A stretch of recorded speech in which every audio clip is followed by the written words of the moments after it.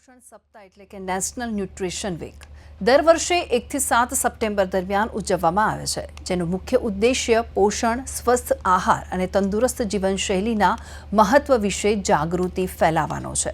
આ સપ્તાહ દરમિયાન કુપોષણના પડકારોને પહોંચી વળવા અને લોકોને પૌષ્ટિક ખોરાક પ્રત્યે પ્રોત્સાહિત કરવા માટે વિવિધ પ્રવૃત્તિઓનું પણ આયોજન કરવામાં આવે છે. તો તંદુરસ્ત જીવનશૈલી જાળવવા માટે આરોગ્યપ્રદ ખોરાક એટલે હેલ્થ ફૂડ ખાવાની ટેવ અને પોષણના મહત્વ વિશે લોકોમાં જાગૃતિ લાવવા માટે દર વર્ષે 1 સપ્ટેમ્બરથી 7 સપ્ટેમ્બર સુધી નેશનલ ન્યુટ્રિશન વીકની ઉજવણી થાય છે.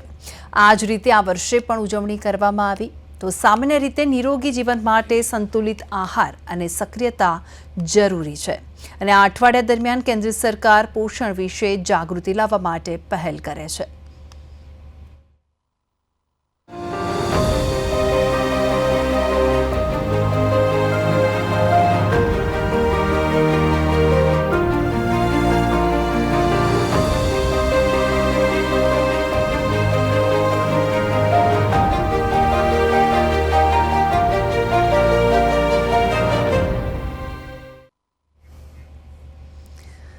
તો દર વર્ષે નેશનલ ન્યુટ્રિશન વીકની ઉજવણી માટે થીમ નક્કી થાય છે.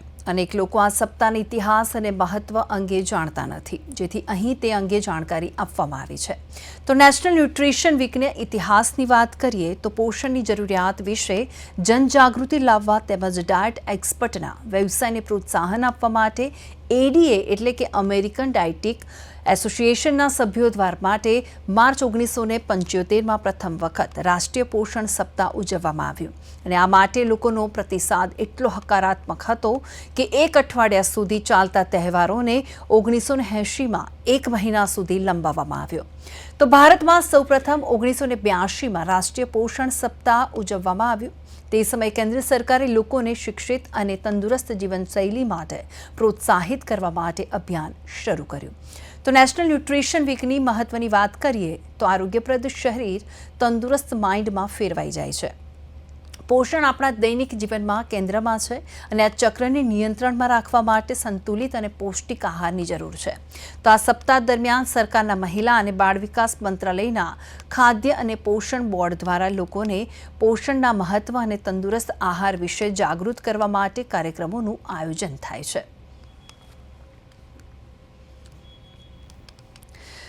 તો આ સાથે જ આપણી સાથે જોડી ગયા છે ડૉક્ટર વાંછીની ભટ્ટ. વાંછીનીબેન, આપનું સ્વાગત છે પ્રદેશ 24 ગુજરાતીમાં.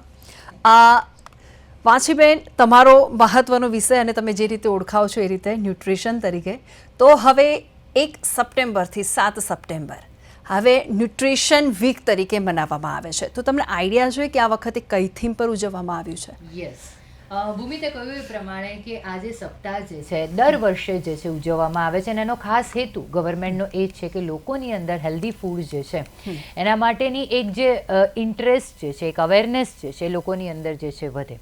દર વર્ષે અલગ અલગ થીમ, અને જો આ વર્ષના થીમની જો આપણે વાત કરીએ તો દરેક વયની વ્યક્તિ માટે, એ પછી બાળક હોય, એડલ્ટ હોય કે પછી જીરિયાટ્રિક એટલે કે મોટી ઉંમરની વ્યક્તિ માટે પૌષ્ટિક આહાર જે છે એમની તંદુરસ્તી માટે જે છે ખૂબ જ આવશ્યક છે. એટલે કે healthy food, nutritious food for everyone, from kids to the geriatric age group. This is the theme. એ આ વખતનો થીમ છે. ઓકે વાંછીબેન, આપણે વાત કરીએ હવે થોડાક ડાયટ ફૂડની. હવે અત્યારે એક ટ્રેન્ડ આવી ગયો છે જીમનો.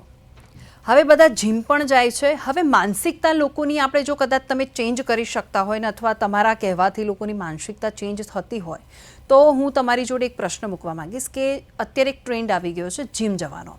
લોકો જીમ પણ જાય છે પણ સાથે સાથે જે હેલ્ધી ફૂડ ખાવું જોઈએ એ નથી ખાઈ શકતા. એટલે હવે ઘણી એક્સરસાઇઝ એવી હોય છે જીમમાં કે ઘણા લોકો બધાને જોઈને કહેવાય કે વેટ વધારે લેતા હોય, દેખાદેખીમાં વેટ, પણ એની સામે કેટલું પ્રોટીન લેવું જોઈએ, કેટલું ફાઇબર લેવું જોઈએ, કેવા પ્રકારના પદાર્થો ખાવા જોઈએ, એ કોઈને આઈડિયા નથી હોતો. વાંછીનીબેન, એના માટે તમે શું કહેશો? ચોક્કસ. જીમનો ટ્રેન્ડ જે છે એ ખાસ કરીને જે એડોલ્સન એજ ગ્રુપ છે, એડલ્ટ જે છે એમની અંદર વધારે જોવા મળે છે. અને ક્યાંક ને ક્યાંક તે કહ્યું એ પ્રમાણે કે દરેક વ્યક્તિને એવું હોય છે કે હું જીમમાં જઉં તો કદાચ જે મારા સુપરસ્ટાર છે, સેલિબ્રિટીઝ જે છે જેને હું ફોલો કરું છું એમના જેવો દેખાવ. હવે તમે જીમમાં જાઓ એમાં કંઈ ખોટું નથી, પણ જ્યારે તમે કોઈ પણ પ્રકારની ટ્રેનિંગ લઈ રહ્યા છો, કોઈ પણ પ્રકારનું એક્સરસાઇઝ સ્કેડ્યુલ તમે ફોલો કરી રહ્યા છો, ત્યારે કોઈક જે જીમ ટ્રેનર છે અથવા તો ન્યુટ્રિશનિસ્ટ છે અથવા તો એક પ્રોપર ગાઈડ કરનાર વ્યક્તિની અંડરમાં તમે જ્યારે ટ્રેનિંગ લો છો તો તમે કદાચ જે છે તમારા બોડી માટે સારું કરી શકો છો. હવે જ્યારે જીમ લઈએ ત્યારે ડાયટ જે છે એ ખૂબ જ અગત્યનો ભાગ ભજવે છે. જીમમાં તમે કયા પ્રકારની એક્સરસાઇઝ કરો છો તેની પર ડિપેન્ડ છે કે તમારે ડાયટમાં કેવા ફેરફાર કરવા. મોટે ભાગે તે કહ્યું એ પ્રમાણે કે જીમમાં જ્યારે વેટ ટ્રેનિંગ થતી હોય, જ્યારે હેવી લિફ્ટિંગ થતી હોય, કારણ કે મોટે ભાગે જીમમાં જવા પાછળનો ઉદ્દેશ્ય એ જ હોય છે કે મસલ્સ બનાવવા. હવે જ્યારે મસ્ક્યુલર એક્સરસાઇઝ આપણે કરતા હોય ત્યારે 110% પ્રોટીનની માત્રા જે છે આહારમાં વધારવાની જરૂર છે. એની પાછળનું કારણ એ જ છે કે તમે જ્યારે મસલ્સની ટ્રેનિંગ લો છો ત્યારે ક્યાંક ને ક્યાંક એ મસલ્સ જે છે એની અંદર રિપેરિંગની જરૂર પડે છે અને રિપેરિંગ માટે જે છે પ્રોટીનની માત્રા હોવી આહારની અંદર ખૂબ જ જરૂરી છે. આ પરથી બીજી એક વાત કહીશ કે પ્રોટીન કેટલું લેવું એ દરેક વ્યક્તિને એક સૌથી મોટો પ્રશ્ન હોય છે કે મારે કેટલું પ્રોટીન લેવું. હવે તમે બુકમાં અથવા તો તમે જ્યારે ગૂગલ પર જાઓ છો ત્યારે હંમેશા એવું કહેવાય છે કે ભાઈ તમારું વજન હોય એટલું પ્રોટીન લેવું. હવે એટલું પ્રોટીન તો આપણે વેજીટેરિયન જો ડાયટની વાત કરીએ તો આપણે નથી લઈ શકતા. આ ઉપરાંત જ્યારે તમે જીમ કરો છો ત્યારે એનાથી પણ વધુ પ્રોટીન માત્રાની જરૂર પડે છે. એટલે દરેક વ્યક્તિએ કદાચ જીમ ના પણ જતા હોય પણ જેમ જેમ તમારી ઉંમર વધતી જાય છે તેમ તેમ તમારા ડાયટની અંદર બીજા જે ન્યુટ્રિયન્ટ છે એની માત્રામાં પ્રોટીનની માત્રા જે છે એ તમે મેક્સિમમ લો, તમારા કાર્યપદ્ધતિ પ્રમાણે લો, એ ખૂબ જ જરૂરી છે. ઓકે વાંછનીબેન, આપણે હવે વાત કરીએ ન્યુટ્રિશનની. આપણે વાત કરી જ રહ્યા છે તો હવે એક ટ્રેન્ડ બીજો પણ છે. તમે કીધું કે એડલ્ટમાં જોવા વધારે મળે છે.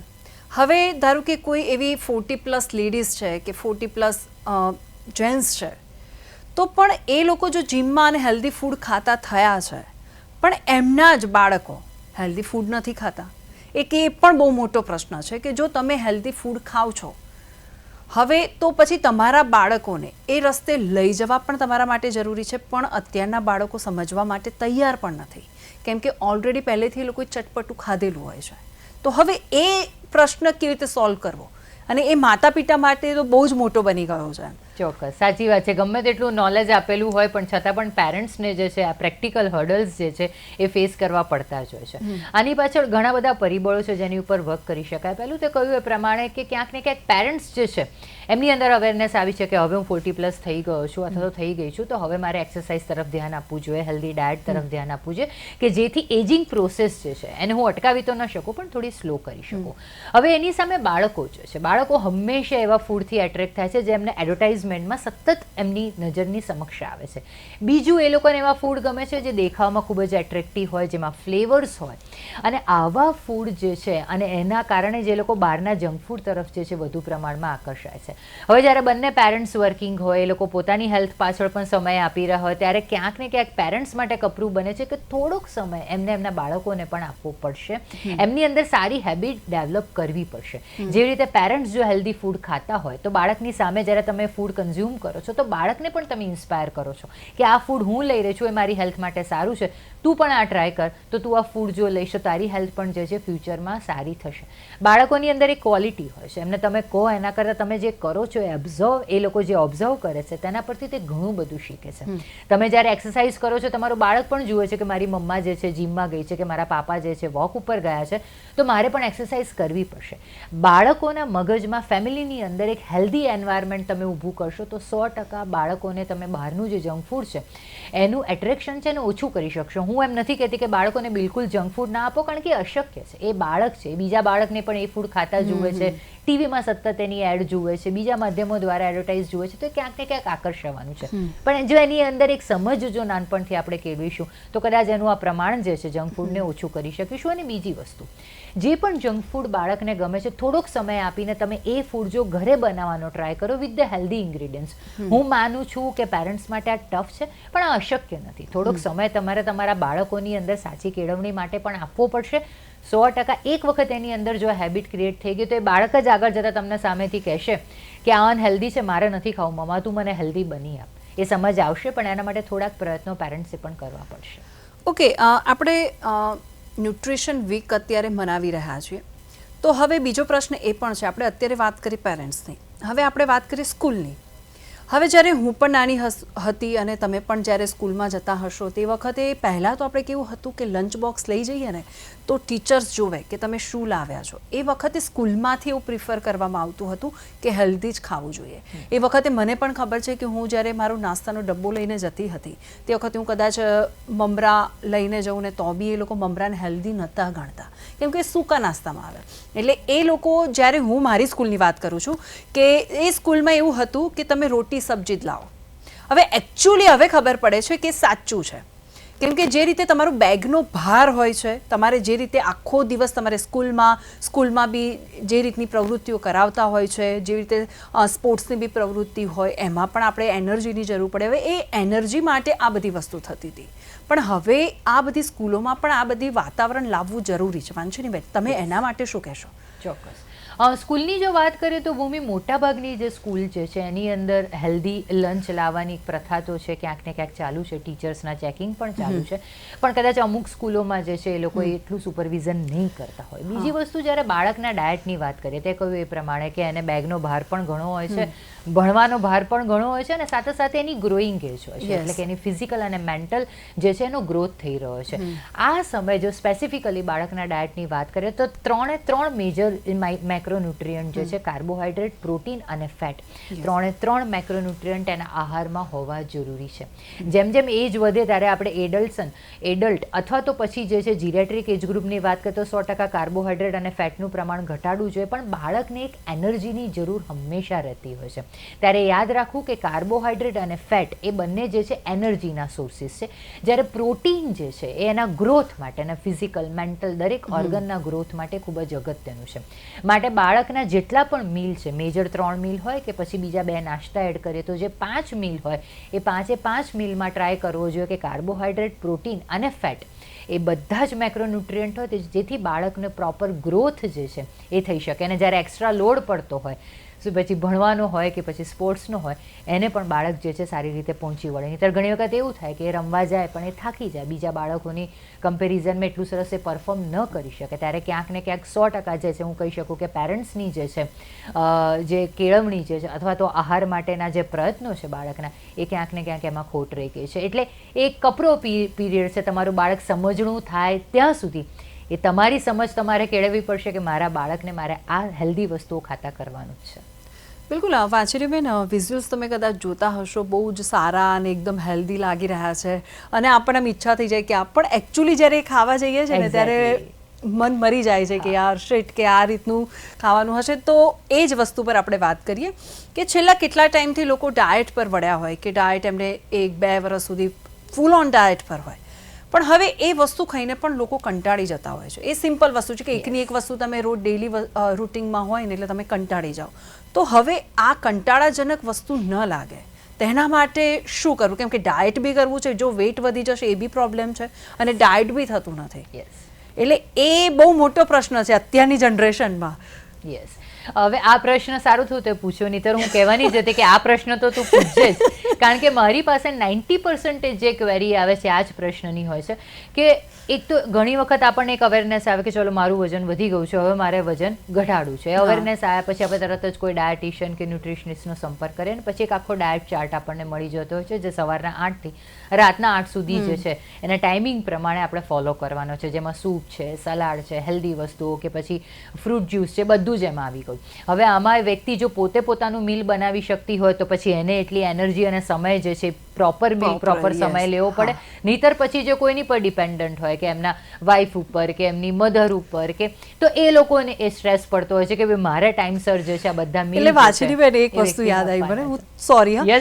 એટલે વસ્તુ શું થાય છે કે જ્યારે ડાયટ લોકો કરતા હોય છે ને એટલે મેઇન વસ્તુ શું હોય છે કે બનાવવું. હવે એકચ્યુઅલી એના માટે જે ટાઈમિંગ હોય છે ને બહુ લેન્ધી ટાઈમિંગ હોય છે, કેમ કે તમારે હવે અડધા તો એમાંથી જ કંટાળીને ડાયટને ફોલો નથી કરતા કે યાર મારે ઘરે જઈને આ બધી વસ્તુ કરવાની છે. એટલે એ પણ કદાચ કારણ હોઈ શકે. 100%. અને એ જ કારણ હોય. એક તો આપણને ના ગમતું હોય, જબરજસ્તી ખાવું પડે, પછી એની સાથે આપણી રૂટીન લાઈફ, વર્ક સ્ટ્રેસ જે ઘરની રિસ્પોન્સ એ તો બધી મેનેજ કરવાની છે. અને મેં કહ્યું એ પ્રમાણે કે જો જાતે બનાવવું પડે તો એના માટેનો સમય કાઢવો પડે, બીજાને બનાવવું પડે તો એ વ્યક્તિ પણ ક્યારેક ને ક્યારેક થાકે, કારણ કે રૂટીન ખાવાનું ને એની સાથે તમારું એક સ્પેશિયલ મીલ જે છે એને પ્રિપેર કરવાનું હોય છે. એટલે એના માટે જો હું હંમેશા જે મારા સ્ટુડન્ટ્સ છે કે જે મારા પેશન્ટ છે એમને કહેતી હોઉં છું કે આટલા ધરખમ જ્યારે તમે ફેરફાર કરો છો ત્યારે આવા ફેરફારવાળા મીલને તમે લાંબા સમય સુધી ફોલો નથી કરી શકતા. અને એક બહુ કોમન વસ્તુ છે ભૂમિ, જે પણ વસ્તુ આપણે કન્ઝ્યુમ કરીએ છીએ એ જો કમ અને કરીશું તો ક્યાંક ને ક્યાંક એ જે ટોલરન્સ પાવર જે છે તૂટવાનો જ છે, અથવા તો કમ અને કન્ઝ્યુમ કરેલી જે વસ્તુઓ છે કદાચ આપણને ગમતી પણ નથી, કારણ કે દરેક વ્યક્તિનો છે હવે બહુ થયું ડાયટ પ્લાન, હવે મને મારી ફેવરિટ વાનગી જે છે એ કન્ઝ્યુમ કરવી છે. એના કરતાં તમે જે છે એક પ્રોપર ન્યુટ્રિશનિસ્ટને મળો. એને મળવાથી તમારે એક ડાયટ ચાર્ટ ફોલો નથી કરવાનો, પણ તમે જે વસ્તુ અત્યાર સુધી કન્ઝ્યુમ કરી રહ્યા છો એની અંદર જ આપણે સામાન્ય ફેરફારો કરી જે ડાયટ તમે લઈ રહ્યા છો. એટલે એક સાચા ન્યુટ્રિશનિસ્ટની જવાબદારી એ છે કે તમે અત્યાર સુધી જે ડાયટ લઈ રહ્યા છો એને પહેલાં એ સમજે અને એની અંદર થોડા હેલ્ધી ફેરફારો કરે. As for example, simple example હું આપું કે તમે લંચમાં સપોઝ કે 3 રોટલી દાળ ભાત શાક આપણું એ ગુજરાતી મીલ જે છે તમે લઈ રહ્યા છો, તો તમે જે છે એવું તમે સલાહ આપી શકો કે ભાઈ અઠવાડિયામાં તું રોજ 3 રોટલી જે છે એ લંચમાં લે છે, એની જગ્યાએ તારી રોટલી જે છે કાં તો 2 કર, જેથી ઘઉંનું પ્રમાણ હું થોડું ઘટાડી શકું. અઠવાડિયામાં 2 દિવસ તું ઘઉંની રોટલીની જગ્યાએ મલ્ટીગ્રેનની રોટલી લે, ભલે બાકીના જે છે 4 દિવસ તું જે છે ઘઉંની રોટલી ચાલુ રાખ. એક સામાન્ય ફેરફાર. એવું પણ કહી શકાય કે રોટલીનું પ્રમાણ અને ભાતનું પ્રમાણ સહેજ ઓછું કરીને તું શાક અને દાળનું પ્રમાણ વધાર. આવા નાના હેલ્ધી ફેરફારોથી એક વ્યક્તિને જે છે આપણે પ્રોપર હેલ્ધી ડાયટ તરફ જે છે વાળી શકીએ છીએ. સડન જ્યારે તમે જે છે એની પર રોક મૂકો છો અથવા તો તમે જ્યારે અટકાવો છો ત્યારે વ્યક્તિ જે છે સારી રીતે પોતાનો ડાયટ પ્લાન જે છે લાંબા સમય સુધી કન્ટિન્યુ નથી કરી શકતી. એટલે જરૂર છે નાના ફેરફારો કરીને વ્યક્તિની અંદર હેલ્ધી ફૂડ હેબિટ્સ ડેવલપ કરવાનો. ઓકે, વાછીનીબેન, એક બહુ મહત્વનો સવાલ છે કે જ્યારે લોકો હવે એમ કહે કે હવે મારું બોડી બહુ હેવી થઈ ગયું છે, મારે હવે ડાયટ તરફ વળવું જ છે, તો ઘણા એવા ડાયટિશિયન બી હોય છે કે પહેલાં ડિટોક્સ કરવાનું કહે છે. એકચ્યુઅલી ડિટોક્સ શું હોય છે? ધારો કે કહેવાનો મિનિંગ એ છે કે જ્યારે ડાયટ કરું એના પહેલાં આ વસ્તુ જે પ્રોસેસ છે એ જરૂરી છે ડિટોક્સ કરવી. ડિટોક્સ કેવું છે ભૂમિ કે એને એક અલગ ડાયટનું નામ આપ્યું છે. તમે રૂટીનમાં પણ જે છે તમારા બોડીને તમે ડિટોક્સ કરી શકો છો. જેમ કે જ્યારે તમે લિક્વિડનું પ્રમાણ તમારા જે આખા દિવસનું જે ડાયટ છે એની અંદર તમે વધારો, બને એટલું તમે લિક્વિડ ડાયટને છે જે જ્યારે વધારે ઇમ્પોર્ટન્સ આપો ત્યારે ધીરે ધીરે તમારા બોડીની અંદર જે અનનેસેસરી તત્વો છે, પદાર્થો છે જે પેદા થયા છે, ધીમે ધીમે જે છે એનું એક્સક્રીશન થઈ શકશે. તો દર વખતે બોડીને ડિટોક્સ કર્યા પછી જ હેલ્ધી ડાયટ તરફ લઈ જવું એ જરૂરી નથી. ઇન સર્ટેન કેસીસમાં એ બરોબર છે, પણ રૂટીનમાં જ્યારે આપણે બધા જ હેલ્ધી મીલ ક્યાંક ને ક્યાંક ફોલો કરી રહ્યા છે ત્યારે આપણે ખાસ ધ્યાન રાખીએ કે આપણા મીલની અંદર જેટલું લિક્વિડ ડાયટ વધારે હશે તેટલું જ જે છે આપણે આપણા ડાયજેશનને હેલ્પ કરી રહ્યા છે, તેટલું આપણે ડિટોક્સ પણ કરી રહ્યા છે. ડિટોક્સ એ કશું જ નથી કે તમે જ્યારે સિમ્પલ પાણી લો અથવા તમે લીંબુ પાણી લો અથવા તો તમે તમારા ફેવરિટ જે ફ્રૂટ્સ અને વેજીટેબલ્સ જે છે એને તમે તમારા પાણીની અંદર એડ કરો અને પછી ફ્લેવરવાળું પાણી તમે આખા દિવસ લીધા કરો. જેટલું લિક્વિડ વધારે લેશો એટલું જ જે છે અનનેસેસરી જમા થયેલા જે અપચેલા ખાદ્ય પદાર્થો છે એ ધીમે ધીમે શરીરની બહાર નીકળશે અને જેથી તમારી અંદર જે છે એક એનર્જીનો સંચાર થશે અને પછી તમે હેલ્ધી ડાયટ જે છે એ તમે ઇન્ક્લુડ કરી શકો છો. એક મોટી વાત છે, તમે ડૉક્ટર છો એટલા માટે બી પૂછું છું. હવે ઘણા લોકો એનીમાં પણ લેતા હોય છે.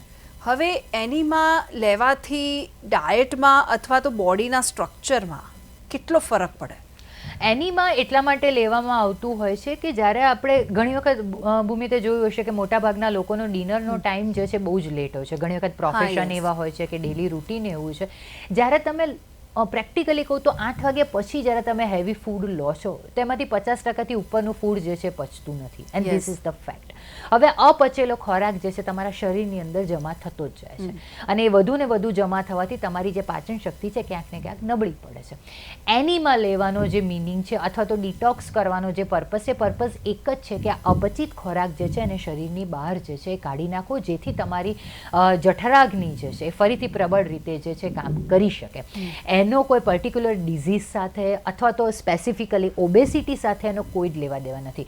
આયુર્વેદમાં તમને ખ્યાલ હશે કે પંચકર્મ કરીને એ Yes. લોકોની આખી એક પદ્ધતિ હોય છે અને જેની અંદર પણ જે છે એનીમા એને વમન અને વિરેચન એવી રીતે કાં તો વોમિટિંગ થ્રુ અથવા તો એનીમા થ્રુ જે Yes, છે yes. અપચિત ખોરાક જે છે એને બહાર કાઢો. તો આયુર્વેદમાં પણ પંચકર્મમાં આ એક પદ્ધતિ છે. એનીમાનો પર્પઝ એ જ છે કે જે અનડાયજેસ્ટેડ ફૂડ છે એને શરીરની અંદર બહાર કાઢવું, જેથી ઓર્ગન જે છે ફરીથી એનર્જાઇઝ થઈને તમારું પાચન તંત્ર જે છે એને પ્રબળ બનાવી શકે. બાકી સ્પેસિફિક ડિઝીઝ સાથે એને કોઈ જ લેવા દેવા નથી. ઓકે, હવે એક અત્યારની જનરેશનમાં બહુ જ મોટો સવાલ અને ક્યાંક જોઈએ કે પ્રોબ્લેમ બી કહી શકાય આને, કે એજ પ્રમાણે દેખાવ મોટો દેખાય છે, તો હવે એની પાછળનું કારણ આ જંક ફૂડ કે અથવા તો ખોરાકમાં અથવા તો ટાઈમિંગ ઇસ્યુ હોઈ શકે?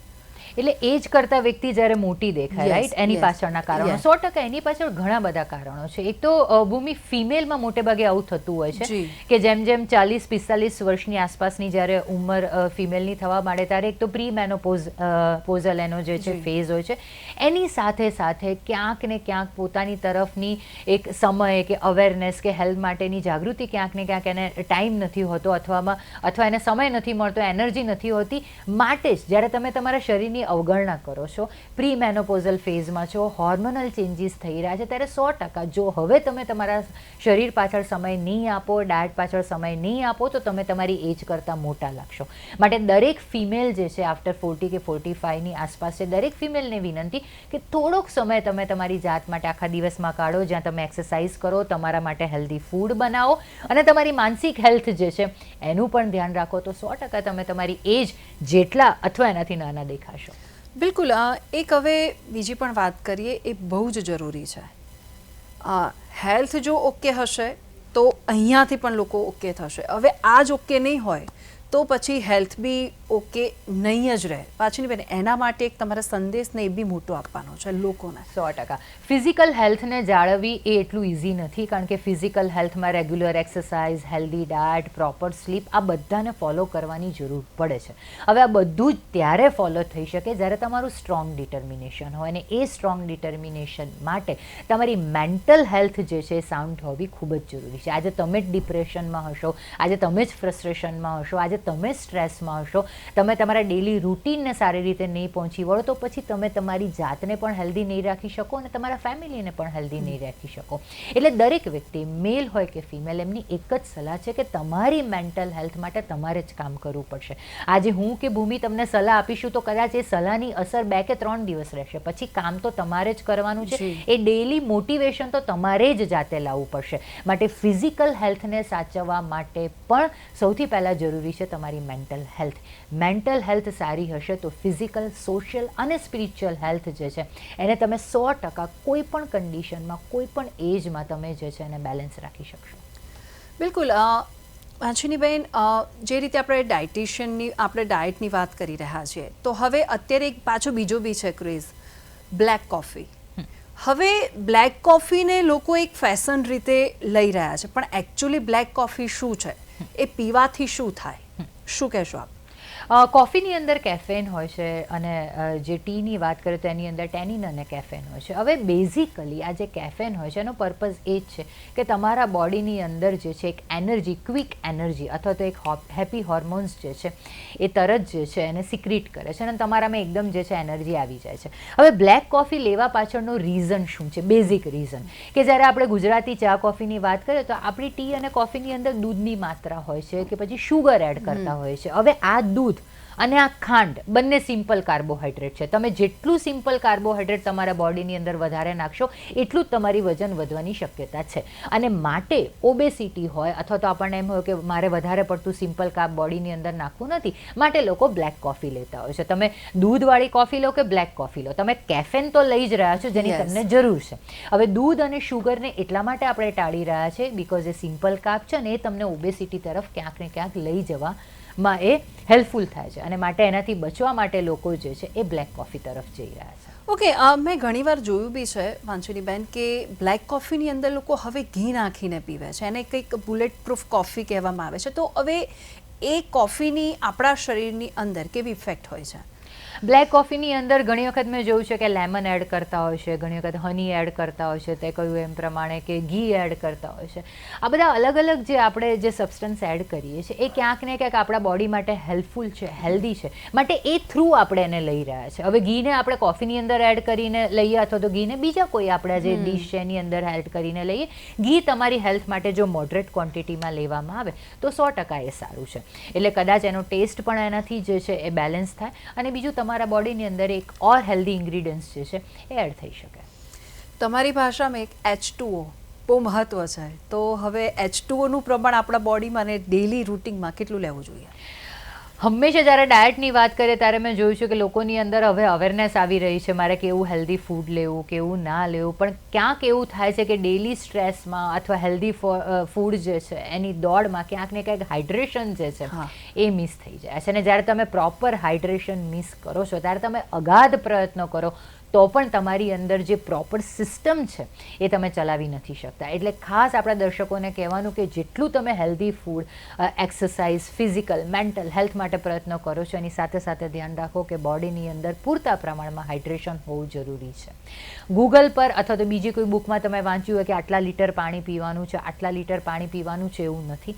દરેક વ્યક્તિની જે થર્સ્ટ જે છે એ અલગ અલગ હોય છે. એ તમારી ઋતુ ઉપર, તમારી કાર્ય પદ્ધતિ ઉપર, ઘણી બધી વસ્તુ ઉપર ડિપેન્ડ છે. તમને તરસ લાગે એટલે તમે પાણી પીઓ, એટલા બધા તમારા કામમાં વ્યસ્ત ના થઈ જાઓ કે તમે પાણી પીવાનું ભૂલી જાઓ. વધુ પડતું પાણી આ પણ એક વસ્તુ જે છે દર્શકોને કહેવી છે કે ઓવર હાઇડ્રેશન પણ તમારી કિડની માટે જે છે હાનિકારક છે. માટે બુકમાં ગમે તે લખ્યું હોય, તમને તરસ લાગે પાણી પીઓ, તમે તમારું જે છે ડેલી એક માપ રાખો કે મારે 2 લીટર પાણી પીવું છે, 2.5 લીટર પાણી પીવું છે. That is depend upon your thirst sensor. Okay વાંછીનીબેન, ન્યુટ્રિશન વીક ચાલી રહ્યું છે, આપનો દર્શકોને સંદેશ શું રહેશે? ચોક્કસ મારે દર્શકોને ખાસ કહેવું છે કે ન્યુટ્રિશન, ડાયટ, હેલ્થ આ બધી વસ્તુને કોમ્પ્લિકેટેડ ના બનાવો. જેટલી તમે એને ઇઝી બનાવશો, જેટલી તમે તમારી ડેલી હેબિટમાં એને એડ કરશો, એટલું તમે સરળતાથી લાંબા સમય સુધી તમે એને ફોલો કરી શકો. હવે જો તમે હેલ્ધી ડાયટ માટે સ્ટ્રેસમાં રહેશો કે એક્સરસાઇઝ માટે સ્ટ્રેસમાં રહેશો તો પછી હેલ્ધી વસ્તુઓ તમે તમારી લાઈફમાં અપનાવશો પણ એ સ્ટ્રેસ પણ જોડે જોડે તમે એડ કરી રહ્યા છો. જ્યારે તમે હેલ્ધી વસ્તુઓ તરફ વળી રહ્યા છો ત્યારે એને ફોલો કરવાનો સ્ટ્રેસ તમે રહેવા દો, એને સહજ બનાવો. વધુ પડતું જ્ઞાન પણ ક્યાંક ને ક્યાંક કન્ફ્યુઝન ઊભું કરે છે અને પછી એકદમથી ધૃણા થવા માંડે છે કે ના મારે હવે હેલ્ધી નથી ખાવું, મારે એક્સરસાઇઝ બી નથી કરવું, જે કરું છું એ બરાબર છે. એના કરતાં થોડોક ઇન્ટરેસ્ટ જે છે સહજતા સાથે એને અપનાવો તો કદાચ આ હેલ્ધી લાઇફસ્ટાઈલને તમે લાંબા સમય સુધી ફોલો કરી શકશો. બિલકુલ. ડૉક્ટર વાંછીનીબેન, આપનો ખૂબ ખૂબ આભાર. તમે પ્રદેશ 24 ગુજરાતી સાથે આવ્યા અને ખૂબ જ સરસ માહિતી આપી તેના માટે. Thank you. તો આ સાથે જ અમારી વિશેષ રજૂઆતમાં હાલ બસ આટલું. મને રજા આપશો. નમસ્કાર.